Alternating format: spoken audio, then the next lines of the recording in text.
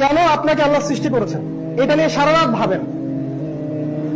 হয়তো আপনার মনে কোনো কষ্ট আছে, হয়তো বা হতাশা আছে, পারিবারিক চাপ আছে, আপনার চাকরি নাই, বেকারত্ব আছে। আমি যুবক, আমি তো বুঝি আপনার সাইকোলজি। আপনি ঠান্ডা মাথায় একটু দাঁড়ান, আপনি যে ছুটে চলছেন একটু একটু দাঁড়ান, রিল্যাক্স হন, রিল্যাক্স হয়ে ঠান্ডা মাথায় সারা রাত একটু ভাবেন যে আল্লাহ রাব্বুল আলামিন আপনাকে যে সৃষ্টি করেছেন, যদি আপনাকে আল্লাহ সৃষ্টি না করতেন তাহলে কি হতো? কি হতো? কিছু হতো না। ধরেন আপনি দুনিয়াতে নাই, কি হবে? কিছু হবে না, কোনো কিছু থেমে থাকবে না, কিচ্ছু থেমে থাকবে না, সবকিছু চলবে, পৃথিবীর রোটেশন বন্ধ হয়ে যাবে না। অতএব আপনি কেন অত প্রেশার নিচ্ছেন? আপনাকে আল্লাহ সৃষ্টি করেছেন যৌবন কালটা আল্লাহর পথে ব্যয় করার জন্য। আর এখানে আপনি পরিপূর্ণ শান্তি খুঁজে পাবেন।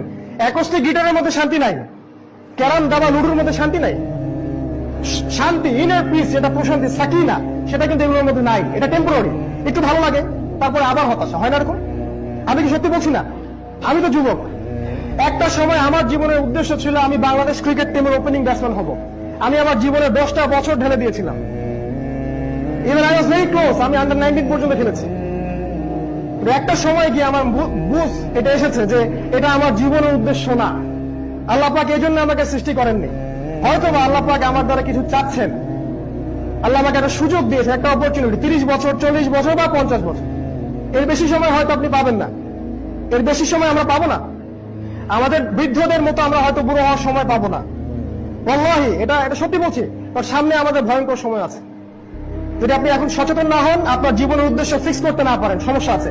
আমাদের যুবকদের প্রধান সমস্যা হচ্ছে তারা তাদের জীবনের উদ্দেশ্য ফিক্স করতে পারেনি। তারা আসলেই জানে না তারা কি চাচ্ছে। আপনি আমাকে বিশ্বাস করেন, তারা আসলেই জানে না তারা কি চাচ্ছে। একটা পর্যায়ে গিয়ে আপনার মনে হবে যেটা ভুল, ট্র্যাক ওয়াজ ভুল, রং ট্র্যাক, আপনার ভুল মনে হবে। ওই সময়টা যেন অনেক দেরি না হয়ে যায়, এই জন্য এখনই ঠান্ডা মাথায় চিন্তা করেন আল্লাহ পাক আপনার কাছে কি চান। আপনার মাঝে পোটেনশিয়াল আছে, সম্ভাবনা আছে, আপনি এটাকে আল্লাহর পথে কাজে লাগান। আমাদের পরিবারের পিতা মাতাদের কিছু সমস্যা আছে, একটু না বললেই না। তারা এতটাই বেশি তাদেরকে ইকোনমিক্যালি ফোর্স করে যে তারা বিপথে যেতে বাধ্য হয়। আপনি আপনার সন্তানের পোটেনশিয়ালটা দেখেন, তার মধ্যে কোন প্রতিভা আছে সেটার দিকে আপনি তাকে ফোকাস করতে দেন। আপনি চাপ দিন না তোমাকে ডাক্তার হতেই হবে, তোমাকে ইঞ্জিনিয়ার হতেই হবে, নো। আপনি দেখেন তার মধ্যে কি প্রতিভা আছে, আপনি ওই দিকে তাকে ছেড়ে দেন।